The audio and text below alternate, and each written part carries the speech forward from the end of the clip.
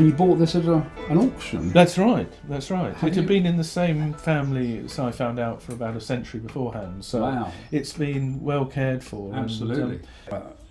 They date from sort of 1760, these ones, thereabouts. Yep.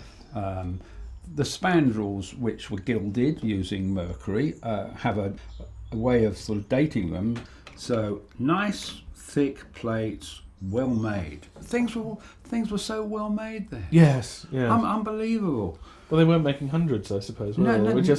How long would it have taken to have made this clock? A long time to make them. I mean, for me to make, let's just say, one wheel, to cut one of these wheels in here, and there are lots, can take 2 days, 3 days, one wheel. Yes. To cast these spandrels here, lost wax process, make a copy of something, of a carving perhaps. Yes. So making one of these things would take 2 days, 3 days.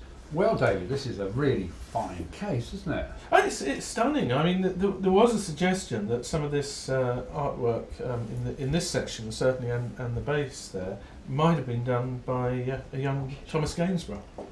Well, I don't know what you think about that. Hello. Well, it's possible. Oh, hi, Hello. Gemma. Hi, Willow. Gemma. Hello. Hi. Pleased to This see lovely you. chap, David, has bought this wonderful clock. So we can see that this is really quite a high standard of exquisite artwork. So do we have any idea who the artist might be? Well, we do, in as much as David, who's brought this fine clock along, has an idea, and there's a possibility that this could be painted by somebody called Gainsborough. Wow. When he was younger. I mean, artists, when they're younger, they have to earn a living, and so what do? They paint things because they have a skill, and then when they become famous... So can you actually get this back to how it was in its original state? We can. We can make it look very similar to its original state, but because it's an antique, we have to make it still look like there's some age there. You know. So if it is an important artist and and the client wants to spend the money on it, I would say you're probably looking at somewhere in the region of £15,000. Yeah. Okay. Wow. Yeah.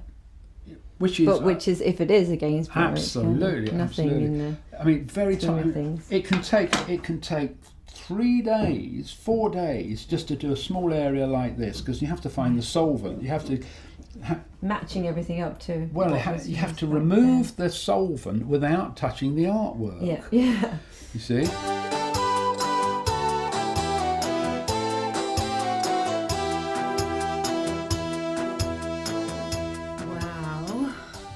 Really great to see it in all its glory. And it certainly is the right period for Gainsborough, but whether it was painted by Gainsborough or not, I think we should need try to find out. And where do you think we should go first to find out? Well, Malcolm, we should probably start in Hadley.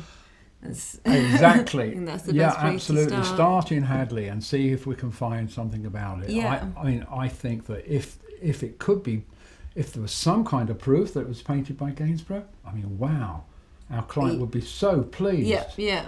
Maybe I can start at St Mary's Church. Absolutely. There.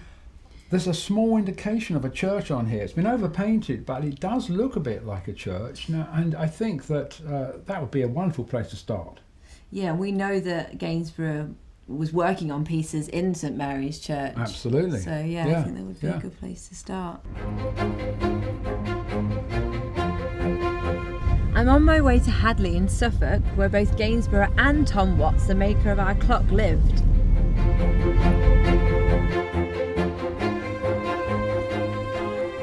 Hadley became a prosperous market town in the Middle Ages, trading in cloth and wool. Its wealth reflected in the beautifully preserved late medieval buildings which were to be seen in the streets. This wealth in Suffolk meant that by the 18th century every town had a clockmaker. It was here that Watts had his workshop and Gainsborough painted St Mary's Church. Thomas Gainsborough lived not far away in Sudbury. At about the same time, we know that Thomas Watts made one of his best-known clocks for St Mary's, which he completed in 1750. It was a fine example of his skill, because not only did the clock produce a different tune for each day of the week, but it also played a psalm on Sundays. I wonder if the clockmaker and the artist met, They were living here around the same time. Is it possible that Watts asked Gainsborough to paint the panels on the clock? I'm going to go into St Mary's Church now and meet someone who's going to give me my next possible lead.